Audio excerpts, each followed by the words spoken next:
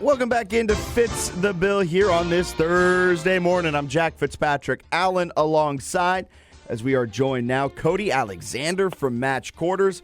Match Quarters, a fantastic Substack where you can find Cody diving deep into the X's and O's on the defensive side of the football. Cody, appreciate you taking some time out of your Thursday morning. How you doing? Doing great. Thanks for having me on. Yeah, of course. Thank you for taking the time. I want to start here. How's preparations going for the NFL draft? How are diving into the prospects going for you? You know, I actually focus a lot of my time on basically team building. So when I do look at the prospects, I'm looking at them more not necessarily on where they are athletically, breaking down what they did at the combine, but more or less where I think they should go, depending on the data we've gotten from free agency and then heading into the draft. I love it. So let me start right off the top then with the Commanders and how they've kind of addressed their defensive side of the football through free agency, signing a couple of key guys at the edge position, getting Leo Chenal, things like that. How do you see the draft unfolding for a team like the Commanders? Yeah, so what they've done is they've gotten some edge. They've gotten some edge guys. Owe, I think, can be an every down player. I think what we saw with Chason last year with New England is that he, because of his lack of run stopping ability, that you need to have probably another defensive in there. That's why Omenahu was brought in to kind of be that different guy so that he doesn't necessarily have to always be on the field. You can have kind of these two solid bookend edges there. I'm really curious, too, because of how important the safety play is going to be in a Durante Jones defense, and then how much he's going to really bring from the Flores kind of, blitz-centric style from Minnesota. So what it looks like to me is safety would be another need, and then, of course, you can always collect corners and edges. So something I want to kind of pick your brain about on the defensive side is the shift, not necessarily the full shift that we've seen, but with the Seahawks and how they were able to have the success they had this year, Nick Emanwari being this kind of Swiss Army knife on the defensive side of the ball.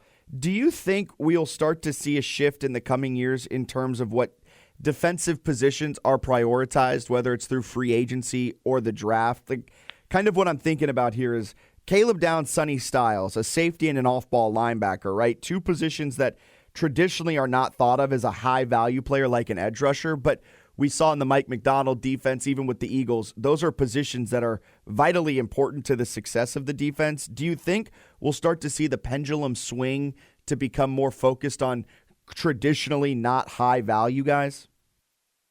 I think nickel in particular is going to become a position where you're going to start seeing teams have conversations about drafting a nickel in the first round. Staying in the division, Christian Parker, who is now in Dallas, that was one of the first things he said when he got hired here in Dallas, is that the nickel position is now a first-round pick type of player. We're seeing that from the NFL in terms of the last couple of years. A lot of these, top-end nickels are being paid. Then you look at why was Seattle so successful last year.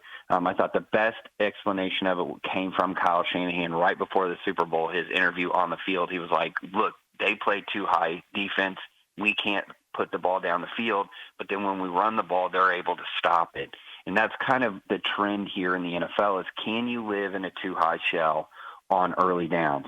And the only way to do that in a nickel package is to have a nickel defender that can play near and kind of in the box. He has to add value. I also think we're seeing interior defensive linemen start getting paid. But to your point with the linebackers, it's now an add value position. You can't just be an A-gap defender, right? You can't just be a guy that's a box plugger. You have to have some sort of a blitz ability or some ability. Sonny Styles is a good blitzer. He's an athletic and coverage linebacker. You go and look opposite Averill Reese in that same defense. He played edge more than he played off-ball linebacker in that defense. And so that's an add value. So whether you're a coverage defender like a Fred Warner, or you're kind of like an Averill Reese or a Frankie Louvu who with the Washington Commanders, you have to add value if you're going to get drafted high. Cody Alexander from Match Quarters joining us on this Thursday morning. Is the meta changing for defenses? Like, kind of building on that last question. Is the meta changing? How is it changing outside of just the cover 2 portion of it all?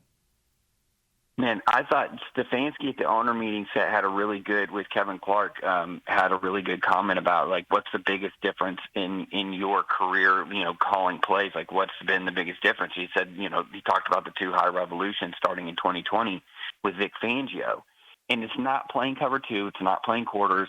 Cover 3 is still king in the NFL, but you're getting more diversity because you're playing from a 2-high shell. Teams are starting to understand. I just wrote an article on Match Quarters about the Dolphins. People are like, why are you talking about the Dolphins? Well, they ran cover 2 more than anybody else, and they mirror what's going on in Seattle.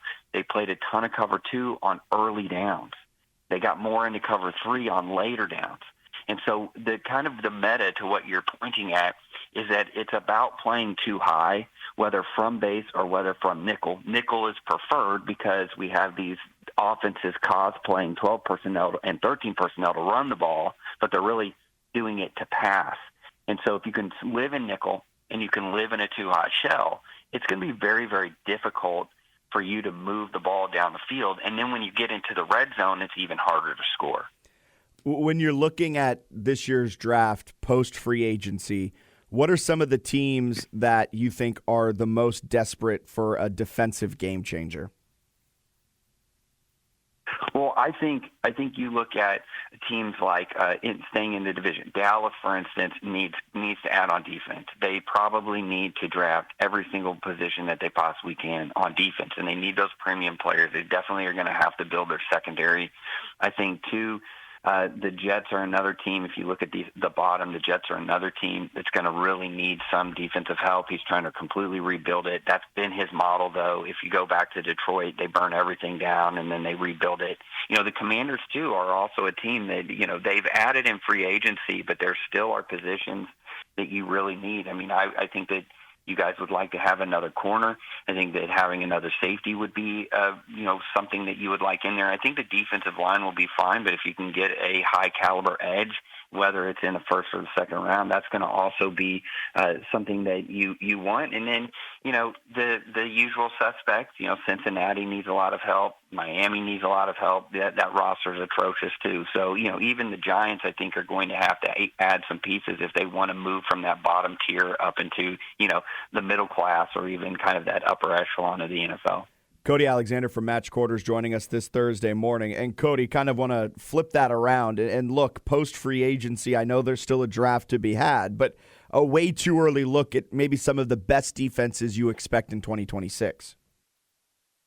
Yeah, I think you start with arguably the best defense last year, and that's Houston. Nothing's really changed. If anything, I feel like they've added, a piece there where, I think having Reed Blankenship is kind of a cheat code for them. That guy's like a walking computer in the back end. He's run the Fangio system in the back end, and is kind of one of those guys that was, not highly regarded, but has kind of developed into one of the better safeties in the NFL in terms of just being in the right spot and knowing where to go.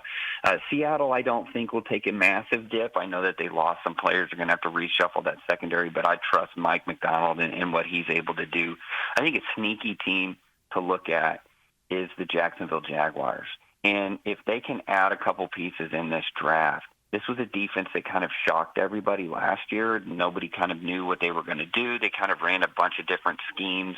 But that's a defense that if they can add a couple pieces in that back end, and especially with Travis Hunter probably moving full-time to corner, that's another team that I would definitely be looking at next year for kind of being a surprise, one of the best teams in the NFL. Cody, you're speaking my language when it comes to the Jaguars. I don't know why, but they're always the team that I'm like, this is the year Jacksonville's going to figure it out and be. It's them and like the rest of the media, the Chargers always get me to buy in, but the Jaguars are a team that I'm always like, I'm watching you. If things break the right way, you could be pretty fun. I picked the Seahawks and the Jaguars in the Super Bowl when the playoffs started, so you're speaking my language when it comes to Jacksonville.